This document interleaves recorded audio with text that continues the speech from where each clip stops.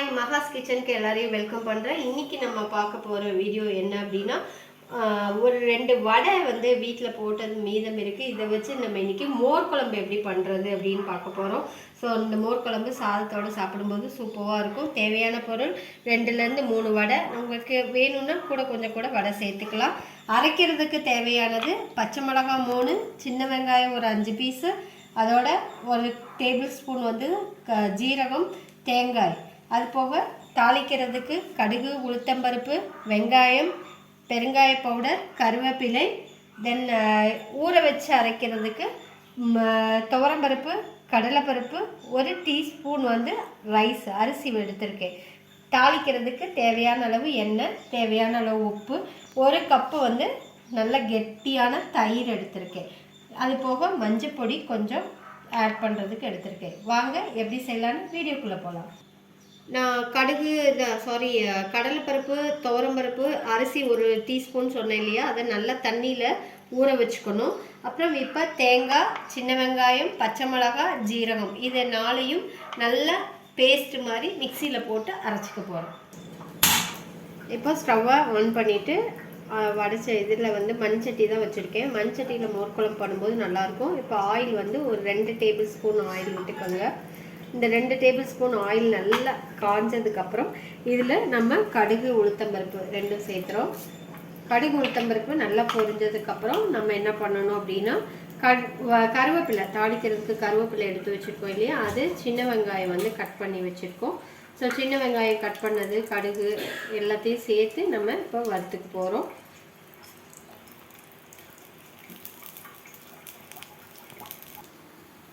இப்போது கடுகு நல்லா பொரிஞ்சிருச்சு. இந்த சமயத்தில் நம்ம சின்ன வெங்காயம், கருவேப்பிலை ஆட் பண்ணதுக்கப்புறம் சின்ன வெங்காயம் வந்து கட் பண்ணி வச்சுருக்கோம். அந்த சின்ன வெங்காயத்தை இப்போ ஆட் பண்ணுறோம்.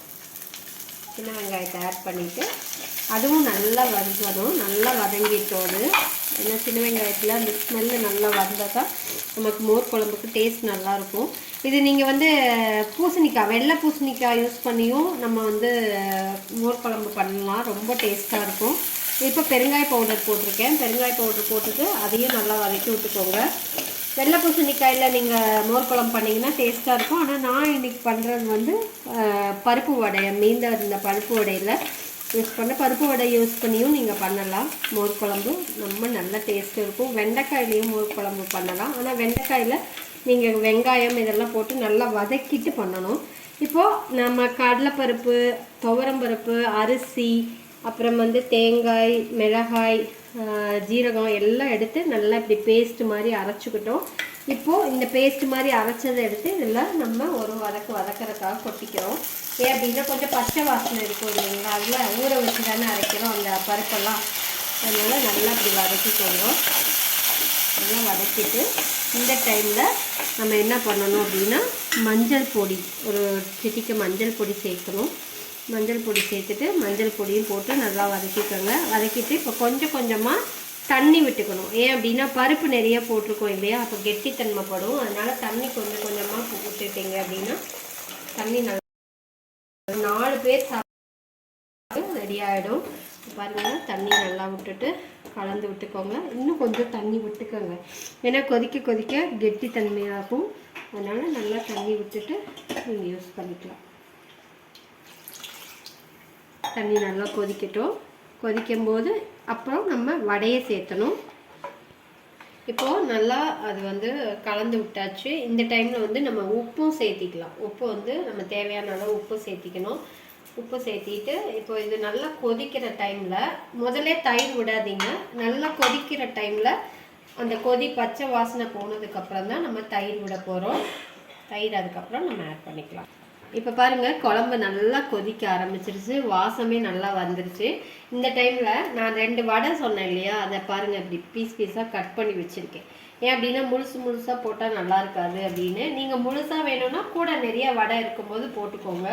இப்போ இந்த வடையை வந்து அப்படியே நல்லா அந்த குழம்போடு போடும்போது குழம்புக்கு கூட அந்த காரம் எல்லாம் சேர்ந்து இதாகும். இந்த டைமில் நம்ம என்ன பண்ண போகிறோம் அப்படின்னா, தயிர் ஆட் பண்ண போகிறோம். ஒரு கப்பு தயிர் சொன்னோம் இல்லையா, இந்த தயிர் வந்து இப்படியே ஆட் பண்ணி ஸ்டவ்வை சிம்மில் வச்சுட்டு கொதிக்க விடாமல் அப்படியே ஆஃப் பண்ணிடணும். கொதிக்க விடக்கூடாது. கொதிக்க விடாமல் அப்படியே ஆஃப் பண்ணிடணும். ஸ்டவ்வை சிம் பண்ணிவிட்டு இப்போ பாருங்கள், இந்த மாதிரி நுரை கட்டினோடனே அப்படியே தயிரை ஊற்றிட்டு கொதிக்க விடாமல் இந்த மாதிரி நுரை கட்டினோடனே அப்படியே நம்ம ஆஃப் பண்ணிடலாம். ஆஃப் பண்ணிவிட்டு இப்போ அதுலேயே கடுகு உளுத்தம்பருப்பு தாளிச்சுக்கு வெங்காயம் சின்ன வெங்காயம் கட் பண்ணியிருக்கோம் இல்லையா, அது தாளித்து கொட்ட போகிறோம். இப்போது ஒரு கடாயில் வந்து நம்ம கடுகு உளுத்தம்பருப்பு தாளிக்கிறதுக்காக போட்டிருக்கோம். இந்த கடுகு உளுத்தம்பருப்பு மட்டும் நான் என்ன பண்ணுறேன்னா ஒரு டேபிள் ஸ்பூனு தேங்காய் எண்ணெயில் தாளிக்கிறேன். ஏன்னா வாசம் நல்லாயிருக்கும், அதுக்காக தேங்காய் எண்ணெயில் தாளிக்கிறேன். நீங்களும் தேங்காய் எண்ணெயிலே ட்ரை பண்ணீங்க அப்படி. இப்போது கடுகு உளுத்தம்பருப்பு தாளித்து கொட்டியாச்சு. இப்போது பாருங்கள், நமக்கு மோர் குழம்பு ரெடி ஆகிடுச்சு. இது சூடான சாதத்தில் மோர் குழம்பு கூடவே ஒரு பொரியல் வச்சு இல்லை வடகம் அந்த மாதிரி வச்சு நீங்கள் சாப்பிட்லாம்.